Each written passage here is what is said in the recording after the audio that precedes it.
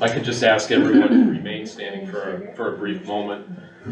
You'll all notice that Mr. Wilby's placard and material is at the table tonight, and that was intentional to have our last meeting with Bob's presence in spirit.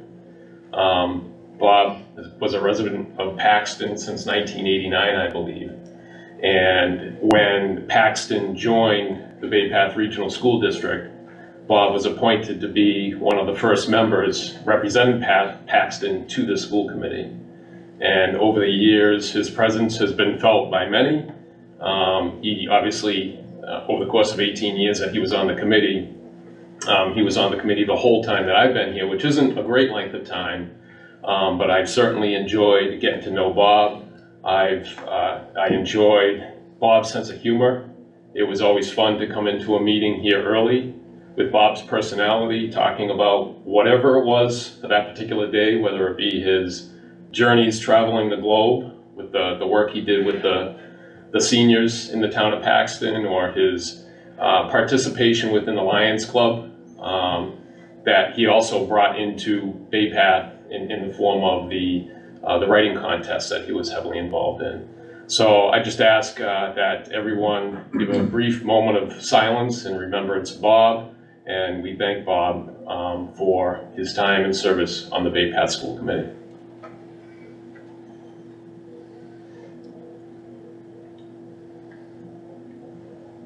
Thank you.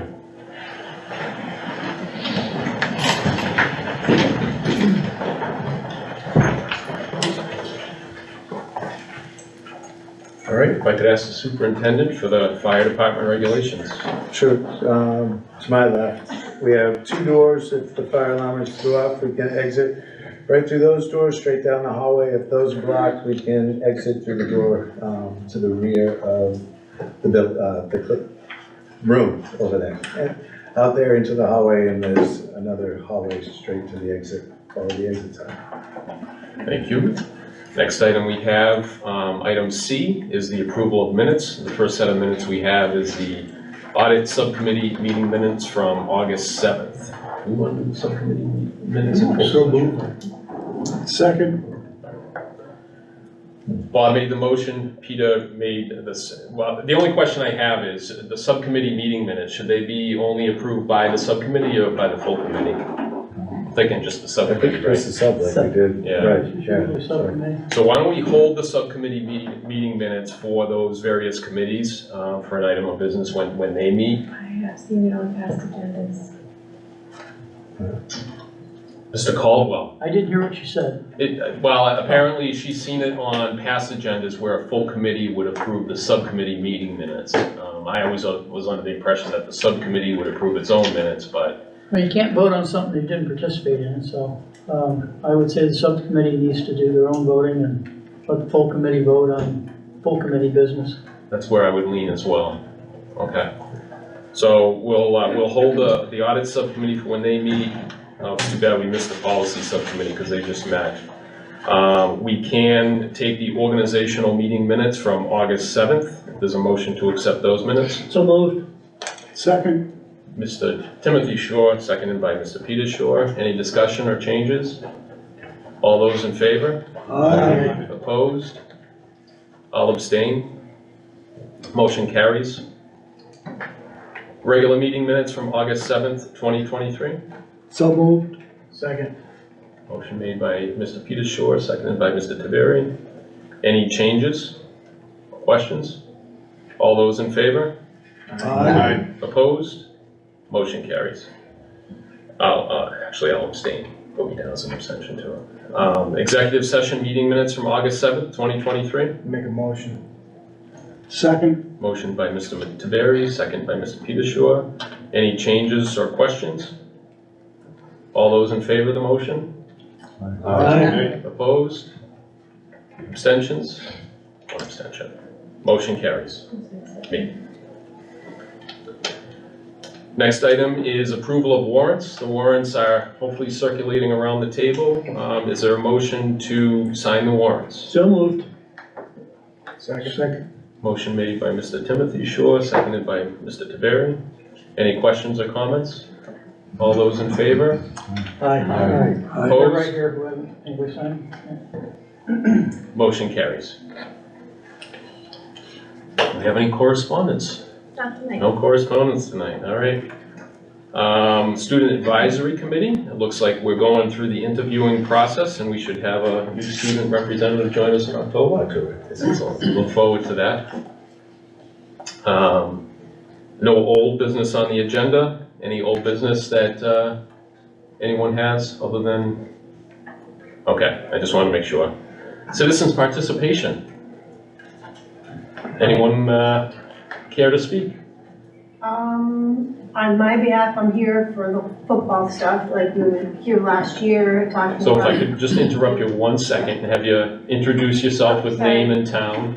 Forgot the proper stuff, I apologize. My name is Jennifer McCann, I live in Rutland, and my son is a senior here. Thanks, Jen. Should I go then? It's all you now. Need to come to more of these meetings, no, be more proper with all this stuff, I apologize. So last year I was here talking about the football field conditions and, voicing concerns with the parents, a bunch of us were here. Just trying to speak out for our kids and that kind of thing. And I'm sort of here tonight just to see where that all lies, what's happened since I've last been here. I can go back and I guess look at stuff or talk to you, Joe and stuff. And Jamie had the same concerns last year as far as that's concerned. Okay, thank you. I know we typically don't have a kind of a conversation in open session, but is there any updates that can be provided with Gale Associates or where we stand? Sure, through the chair, Gale Associates continues their update of the master plan that was done in 2015.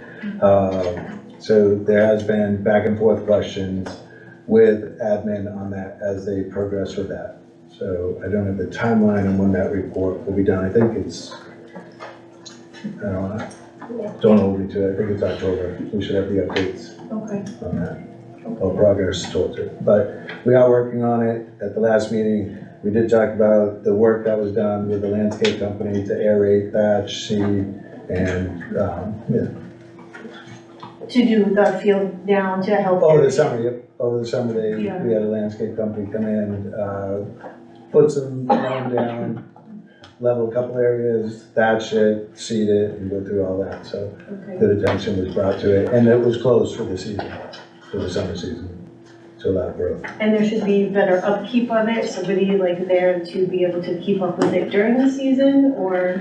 We keep up with it during the season, but know that it gets a lot of tremendous use in the rain that comes. It was good to close it this summer with the rain, so it didn't get further depleted, but. Was it just used for something? Was there just the whole thing, was it? Old home day. Old Home Days. Yeah, So, yep, they played Old Home Days as a partnership with the town of Charlton, and they were very conscientious about watching the rain, and if there was any sogginess, they wouldn't dry it out there. They monitored it, thank God, we did have a stretch of really dry weather, everything went well. I received pictures right after the event that it was completely cleaned and in great shape, and there was much appreciation from the town of Charlton for allowing us to use that. So I'm Jamie Shaw from North Brookfield. I do have a question on the field as far as the upkeep on it. So I know that it was mowed, I think about 2 weeks ago, roughly. And it looked beautiful. The grass was nice, bright green. And now it was mowed again after that for some reason, about 2 days later. And the entire field is like burnt. It was cut way too short. So I don't know about the upkeep on the field and if we're spending money to continue to seed it and aerate it and do that stuff, if it's, I guess that's my concern. Are we wasting the money doing that if it's just gonna be cut really short by whoever is doing the lawn? So why don't we do this? Why don't we look into the concern? I don't know that we necessarily have the answers. I know I'm not a landscaper. Definitely But thank you understandable. for bringing that concern forward, and I'm sure the administration will look into the question. I just know our kids take pride on that field, especially for football season. They don't wanna get, we all know the talks of other towns when they come here and it's the mud bowl or whatever they wanna call it, but it'd be nice to have something to Bill Belichick had pride in having a mud bowl. I mean, our kids do like having a mud bowl, they seem to love rolling around in it, We're just also hoping this year that we're not gonna have a lot of games canceled or we're not Pushed able away. to play games here because of the field conditions and we'll have to play elsewhere and reschedule so many games like we had to in years past. Just hoping that it'll be a little bit better, that we'll be able to have our home games home instead of elsewhere. Right. Okay, thank you both. Thank you.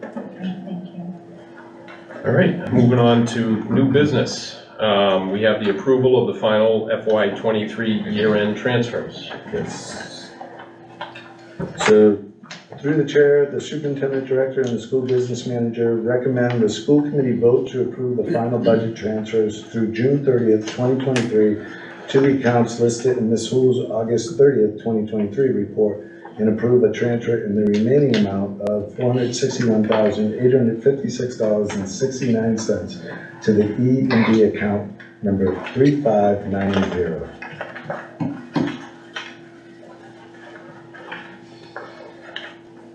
Is there a motion? So moved. Second. A motion from Mr. Shore, second from Mr. Grenier. Any questions, comments? All those in favor? Aye. Opposed? Abstentions? Motion carries. Next item is surplus equipment. Through the chair, the superintendent director, the vocational director, and the school business manager recommend the school committee vote to place one Plate Writer 2000 Glunz and Jensen from the graphic communications program on the surplus equipment list to be disposed of according to the school committee surplus equipment policy using the most appropriate method available. So moved. Second. Motion from Mr. Grenier, second from Mr. Tim Short. Any questions or comments? All those in favor of the motion? Aye. Opposed? Abstentions? Motion carries. Radio tower relocation. Cash donation. Oh, I'm sorry, acceptance of cash donation. Through the chair, the superintendent director and the vocational director and the business manager recommend the school committee vote to accept the cash donation from We2Go LLC totaling $500 to be placed in account number 4851 miscellaneous income. So moved. Second. Mr. Montville made the motion, Mr. Peter Shore made the second. Any questions or comments? Only comment is that we sincerely thank, was it We2Go LLC of Woodstock, Connecticut for that donation of $500. Through the chair, may I ask, what is the connection between this company and Baypath? I mean, I think it's great that whoever wants to give Baypath $500, but. A couple of the members from We2Go serve on the Baypath Education Foundation. Okay, all right, thank you. Any other questions or comments? All those in favor of the motion? Aye. Opposed? Abstentions? Motion carries. Now we can move on to the radio tower relocation. Through the chair, the superintendent director and the building superintendent recommend the school committee approve the radio tower relocation project, enabling the town of Charlton to move forward with the survey, geotechnical design plans, and construction timeline. Should I anticipate questions?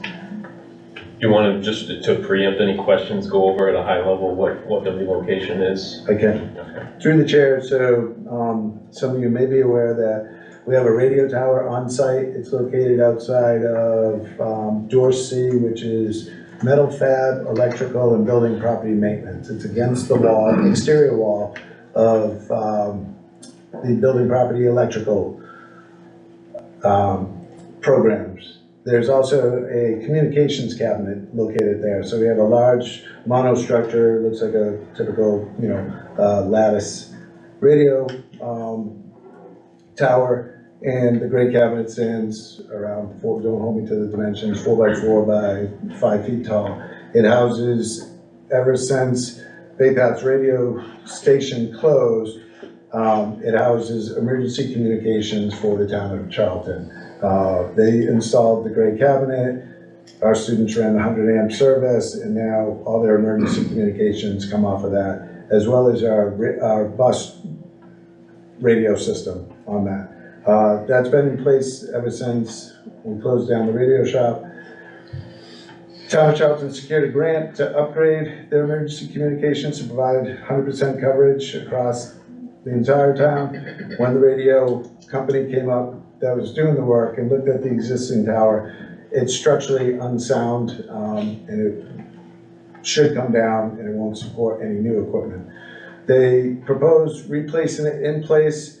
Right now, it's kind of a hard area to maneuver around, plowing and clearing. So we talked about relocating it because the new tower would have, kind of like the Eiffel Tower, protrude more, take up a bigger area of the loading dock as well as the driveway area.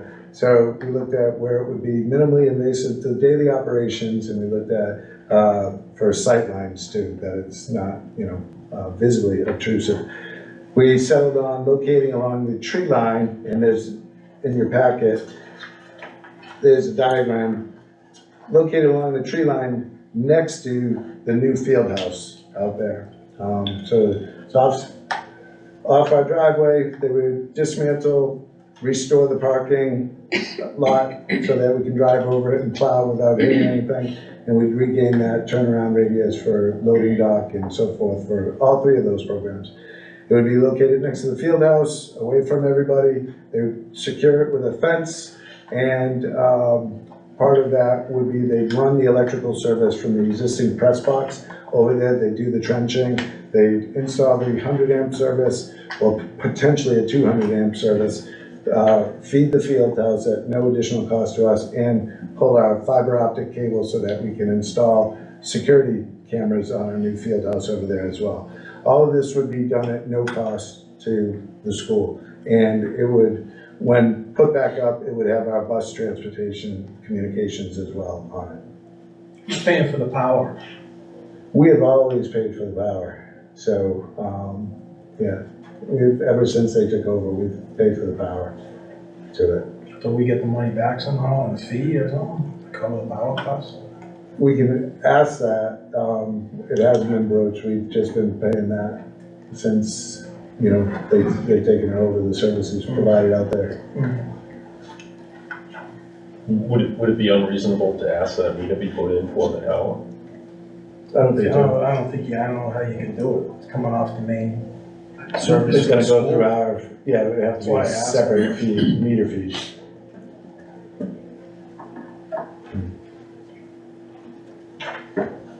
Yeah, I don't know what it is. Through the chair, we are still looking at a possible, solar field, right? So we may wanna just hold off on billing them for the electricity and maybe address that down the road, just a thought. I was on the same wavelength, I was just. Yeah, I would agree with Mrs. Cody, and it's a relation, building, so. Let our solar field provide the power for the tower. If we go to solar, yeah, it reduces our cost significantly. Bob? Yes, maybe the chair could explain to the entire committee why it did not go through the Building and Grounds Committee meeting that was scheduled for this evening at 6 o'clock. The building and the subcommittee, the building and ground subcommittee was scheduled to meet at 6 o'clock. Yes. However, we were lacking a quorum to open that meeting. So therefore, it couldn't be put before the subcommittee prior to the full committee. Thank you. The location that they're going to, how much elevation change is there? And are they gonna compensate for that to get the tops of the towers up above the buildings?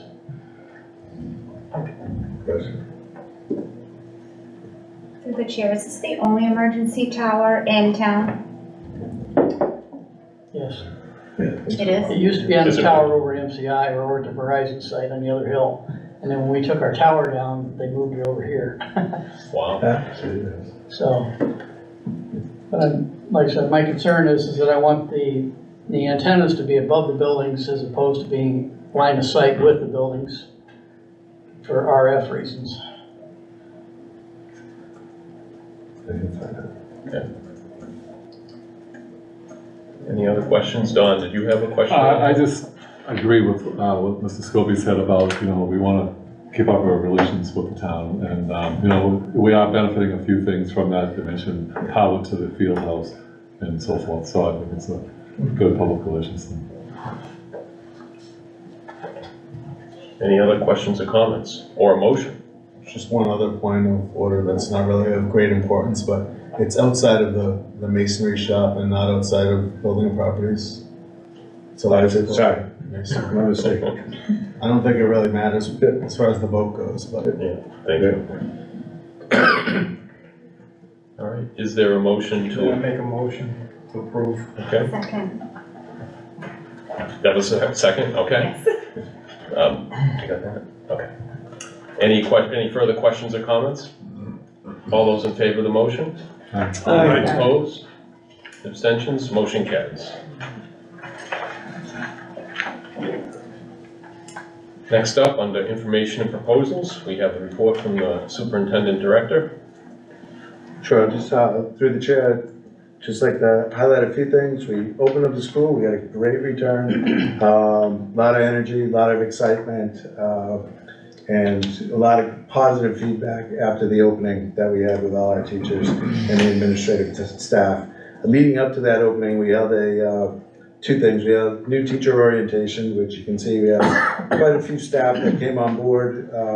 Really happy that we're starting the year only down a couple teachers. I believe special education and math are two of the ones, and we continue to interview daily on those. So a lot of great new hires coming in that want to teach at Bay Path, and the orientation was again full of energy and unity on that. And one new add to that is Julia O'Connor, our instructional coach. So we're happy to bring Julia on board from that.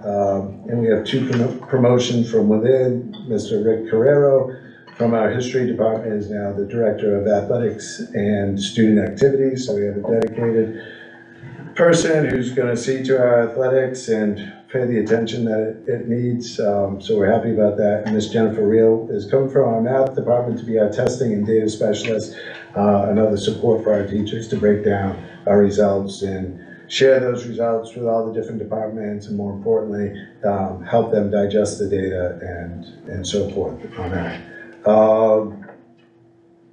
Yeah, and then the other one was on August 14th, we had a pre-meeting to our admin retreat offsite at the Southbridge Conference Center, which took place later that week on the 17th. Thank you, Dean Packard. And I put down, we created a standing meeting schedule that we're going to stay consistent with throughout the year. We created a safe and supportive emotional agreement for all the members, one team, one direction, but all voices are heard. So our admin team is united, we're unified, and we're going to speak the universal language of high quality teaching and learning throughout the year. We're excited about that. It's agenda driven. We have an ongoing agenda which will grow each year, so all of that will be shared out, not only with the school committee, but also our faculty through the faculty staff meetings on that. So communication is the first thing. I do want to say kudos to our new principal, Packard, who has been crushing it, if I can use that, on social media and mailings to everyone on that, our parents as well. Cell phones are silenced during our meetings, so again, it's a very agenda-driven, useful, purposeful meetings that we'll be having ongoing throughout the year. That'll trickle down into our faculty and staff meetings, and we have a universal focus on goals and growth this year, and I put a link into that as well, our growth plan, so that's shared out with you on the areas of focus and what we're growing on that. My goals, which are presented next October, will be in alignment and conformity with the growth of the district as well, so I'll share those out. It's a really good meeting. We have 313 new freshmen who started this year, and 18 new grade 10 students who transferred in to fill any vacancies that we had over the summer, so we can keep our shops full and keep the numbers up there. The 18 breakdown is 2 from Charlton, 3 from Dudley, 1 from Oxford, Southbridge 10, Spencer 1, and Webster 1 on that. And anybody who leaves, we'll do a pull off the wait list and bring them on board going forward. At the opening on the 28th, again, we welcome back our staff. We hosted all staff in the cafeteria. Our school nutrition did a wonderful job for breakfast and for lunch. And we began the day with a welcome message from myself as well as Principal Packard. And on conclusion of those welcome messages, we recognized over 280 years of service, with years of service recognition for 5 years of service, 10 years of service, 15 years of service, 30 years of service, Miss Dina LePage from our math department, and 35 years of service, Miss Jean Brunel, our secretary in the guidance office on that. And then we led the day with various meetings and messages, again, around our growth going forward. And I do want to bring to your attention that for our new members or anybody who didn't do it or wants a refresher, MASC Charting the Course will be held this Saturday here in the lecture hall from 8 to 4. So MASC is coming to do their Charting the Course for all new school committee members, roles and responsibilities. 8 to 4, if anybody is interested, right, in joining that, they're welcome to come. I think we have 40 planned. 40 to 50. 40 to 50 coming for that. So I'll throw that out. I want to thank our custodial staff. We did it at the opening for the tremendous amount of work they did this summer to turn this place, really break it down. Every room, right to empty room, from the ceilings to the floors, and put the shine back on. It looks as good as I would imagine it was when the renovation was completed. As well as our school nutrition for preparing for free meals for all our students, all 1,200 students on that. They're doing a great job there, as well as the secretarial staff who put up with us and did everything we needed for them over the summer to get the schedules out, to communications out, and get the building ready to open up. And it goes without saying, our admin staff who were here and really dug it out to put everything together for day one. So I want to thank them for the tremendous amount of work that they did there. Thank you. Any questions for the superintendent? Seeing none, we'll move on to, no? Okay. Subcommittee reports. First, we have the audit subcommittee. Mr. Caldwell. Nothing to report? Budget subcommittee. And I have nothing to report. As we stated earlier, buildings and grounds was not able to meet. Negotiation subcommittee. We met in August, and recommendations from the administration went forward, to the union. And when the teachers met first day of school, they looked at the recommendations, and it's, from what I'm hearing right now, is that we have not settled on a contract.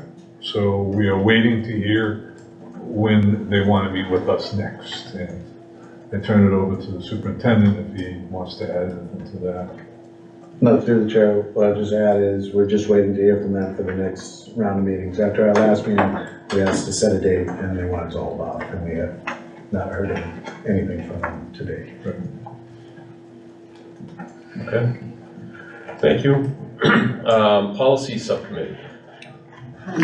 We had met prior to our regular school committee meeting.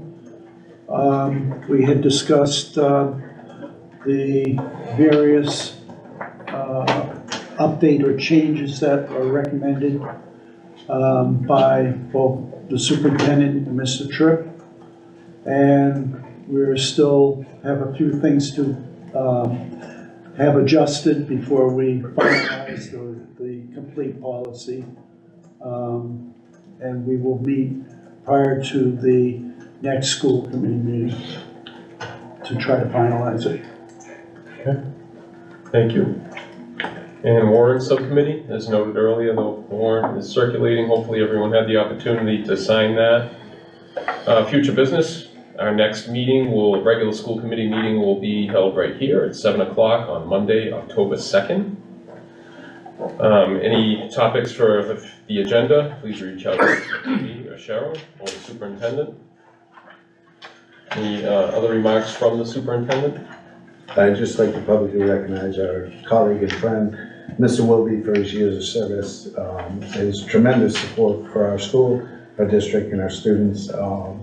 And the 3 short years I've worked with him seems a lot longer for the amount of work that he did advocating for our students. And whether he was in lockstep agreement or vehemently opposed, it was all about the students and it wasn't personal. And I want to just publicly recognize and appreciate all that he has done. Thank you. All right, comments from the committee? I can't, Jen. Mr. Taveri, we'll start with you. Okay. Dave? No, I'm all set, and just echo, Bob will be missed, and there's very few people in the world, and I've met a lot of people in my lifetime, and Bob's there, definitely in the top 5. So, we miss him. I have to agree. Thanks, Ellen. Mary? Condolences to the Wilby family, and, it sounded like an amazing man. Unfortunately, I didn't get the opportunity to work with him, but it sure sounds like he was wonderful. I agree with that. His family seemed very touched by the presence of BayPath at his services, too, so that was wonderful to hear. Tim? Nothing more to say. Bob was just a great guy. Great guy to be with, great guy to work with. He will be missed. He invested a lot of time and energy in BayPath, and this was really, along with Lions Club, this is really his baby. So we will miss him. Thanks, Tim. Well, I enjoyed the way he took the Lions Club, the way he introduced the Lions Club with the, was it a speech or competition? Yeah. These are the types of things, when I was in high school, I used to enjoy those. It was different, and yet they were also beneficial. And I enjoyed his stories. And I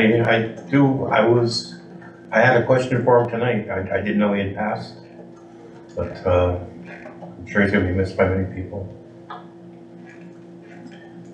My condolences to the Wilby family. Over the years, Bob and I had our share of laughs, trips together, that type of thing, and we also butted heads because of our passion for BayPath, all things BayPath, and I think in the end we agree to disagree, and I'll miss him, and I'm sure many others will, so my condolences. Thanks, Chuck. I'm gonna miss the way Bob could tell a story. Too many people that can tell a story the way Bob could. My condolences to the family. Like everybody else has said, we're gonna miss him. It's gonna be a void, so. I've known Bob 30 years, great guy. Went to visit him 2 days before his passing, and all he did was talk about BayPath. That was Bob.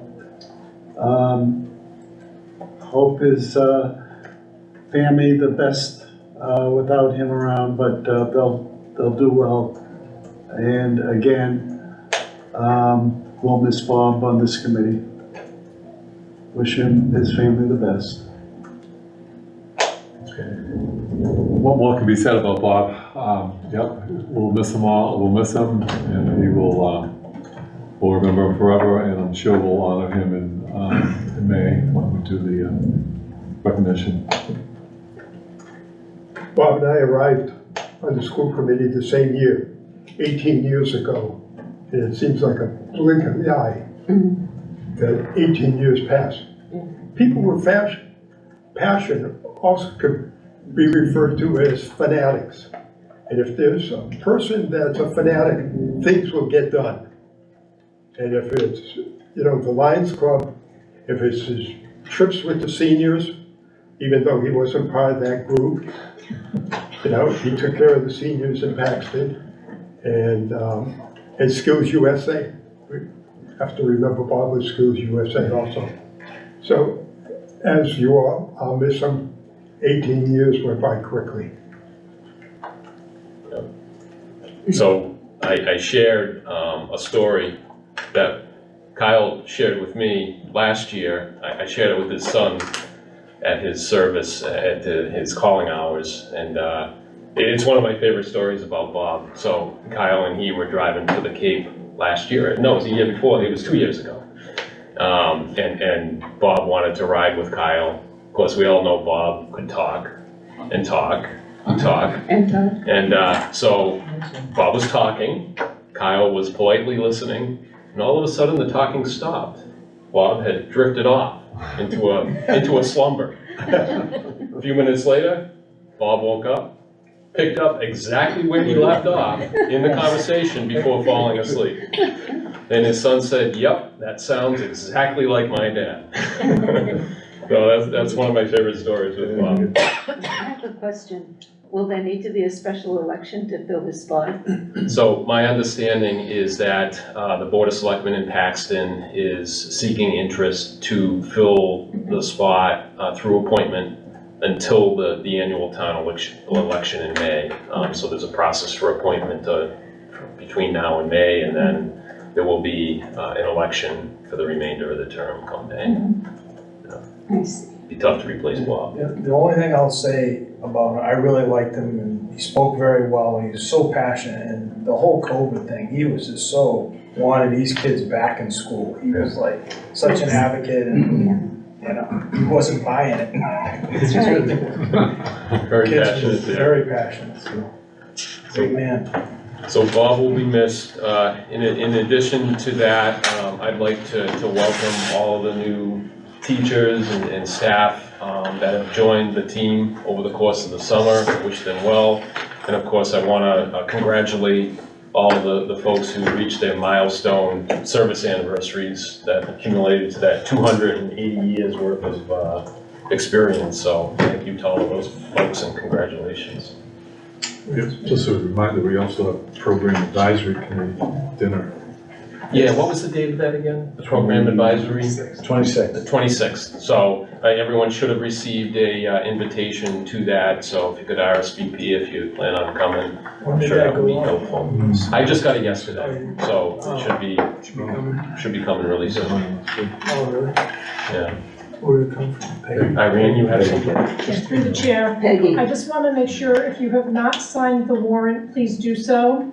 I need at least 11 signatures. There's 13 members here, so I don't have a lot of room for, people who might have missed it. So please be sure that you've signed the warrant. You want to double check Sitting in and front of John. stand guard at the door, Irene, for anyone who hasn't signed? They still have. All right. Is there a motion for adjournment? Motion made.